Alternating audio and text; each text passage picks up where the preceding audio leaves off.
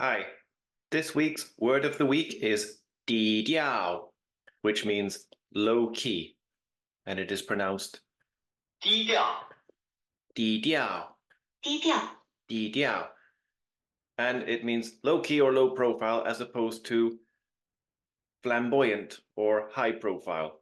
And it is a very important concept to grasp when it comes to business in China or working for a Chinese corporation.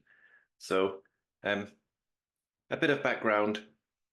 In 2013, Dong Mingzhu, this lady, who is often described as China's most successful businesswoman and is the CEO of Gree, and one-time Forbes Asian Businessman of the Year, Lei Juan, this guy, had a 1 billion RMB bet on national television about the future progress of their businesses. So his business was called Xiaomi, which make smartphones, among other things, even though gambling is illegal in China. But these types of characters, with their massive personalities, form the minority among China's wealthiest people, because it is so easy to fall foul of the People's Republic's labyrinthine laws on bribery, insider trading, and other white-collar crimes.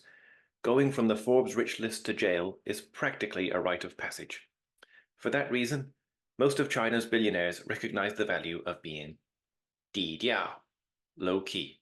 In Quiet, the Power of Introverts in a World That Can't Stop Talking, Susan Cain praises East Asian cultures for not fetishizing extroversion.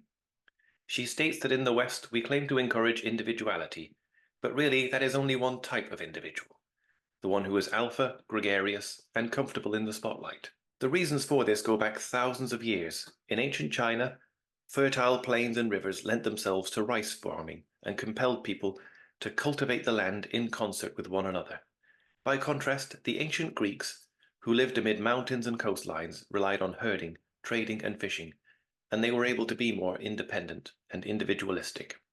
In that history, psychologist Richard Nisbet saw the making of Greek ideas about personal freedom, individuality, and objective thought. In Selfie, How the West Became Self-Obsessed, journalist Will Storr cites this history as the founding influence of Confucianism.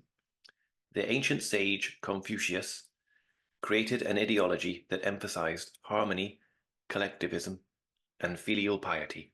In the mid-20th century, Confucianism gave way to communism as the dominant ideology, but now they live side by side in a sort of marriage of convenience.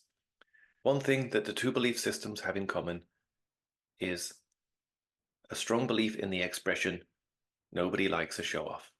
As Confucius constantly reminded us, modesty is not just polite, it is smart. His ideas about being low-key have been picked up by everyone, from How to Win Friends and Influence People author Dale Carnegie, to a Chinese doctor whose wife committed suicide after being terrorized during the Cultural Revolution. Quoted by New Yorker correspondent Evan Osnos, he put it in starker terms for the present day. Let your public self be like rice in a dinner, bland and inconspicuous, taking on the flavors of its surroundings while giving off no flavor of its own. That is the importance of being dīdiào, low-key in China. Highly advisable.